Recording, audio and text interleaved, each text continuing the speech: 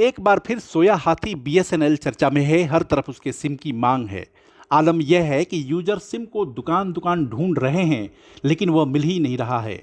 Users जियो, Airtel, Vodafone के महंगे recharge से परेशान हैं और बीएसएनएल में शिफ्ट करना चाहते हैं, लेकिन पस्त पड़े हाथी यानी बीएसएनएल की कोई तैयारी नहीं है, जिसकी वजह से सप्लाई की दिक्कत आ रही है। बीएसएनएल में इस समय सिम से लेकर कनेक्टिविटी तक की समस्या है, जैसा कि हमने आपको कुछ दिनों पहले इंडिया अड्डा की एक ग्राउंड रिपोर्ट में दिखाया भी था, जिसमें आपने देखा था कि कैसे कस्टमर से लेकर दुकानदार बीएसएनएल की सेवाओं को लेकर परेशान थे। आलम यह है कि आज की नेक्स्ट जेन पीढ़ी तो बीएसएनएल से भी अनजान है और उसकी बदहाली की ये दो तस्वीरें भी देख लीजिए। आज के कारपोरेट दौर में ऐसे भूथा ऑफिस क्या सर्विस देंगे। लेकिन हमेशा से ऐसा नहीं था। बीएसएनएल एक समय भारत की सबसे बड़ी टेलीकॉम कंपनी हुआ करती थी। वह एक कमाऊ पूत थी। ऐसे में मन में यही सवाल उठता है कि फिर ऐसा क्या हुआ कि बीएसएनएल कमाऊ पूत से एक बोझ बन गई। जाहिर है कि इसके पीछे की कोई कहानी होगी। बीएसएनएल को आकाश से ज़मीन पर उतारने वाले गुनहगार भी होंगे। तो आज हम आपको उसी बीएसएनएल की कहानी बता रहे हैं, साथ ही उसके गुनहगारों को भी सामने लाने की कोशिश करेंगे जो उसकी मौजूदा हालात के लिए जिम्मेदार हैं। भारत की यह नवरत्न कंपनी शुरुआत से ऐसी नहीं थी। 2000 में बनी कंपनी के पास एक समय 37,000 करोड़ रुपए का कैश रिजर्व हुआ करता था। उसे 2001-2 में 6,312 करोड़ रुपए का प्रॉफिट हुआ था।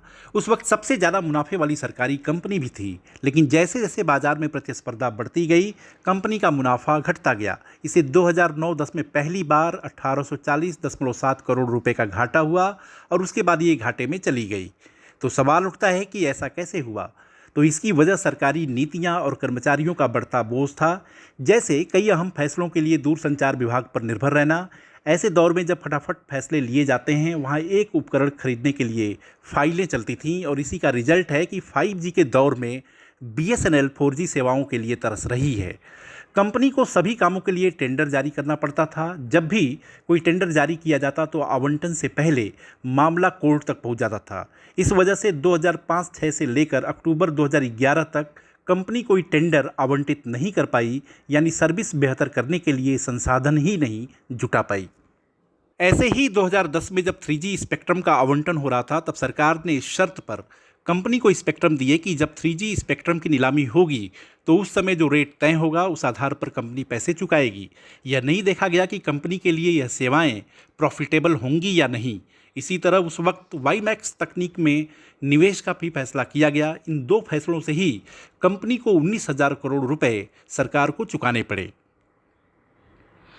इसके बाद से जियो, एयरटेल जैसी कंपनियों के आगे बीएसएनएल टिक ही नहीं पाया। उसे रिवाइव करने के दावे पिछले 12-13 साल से किए जा रहे हैं। हर सरकार यही दावे करती है, लेकिन कोई बहुत बड़ा असर होता नहीं दिख रहा है।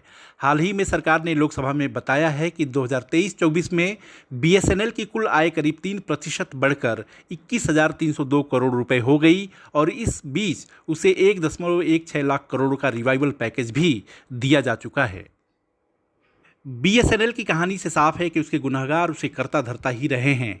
ऐसे में अगर वह चाह दे तो बीएसएनएल वैसा ही हो जाएगा जैसा कि देश के नागरिक चाहते हैं।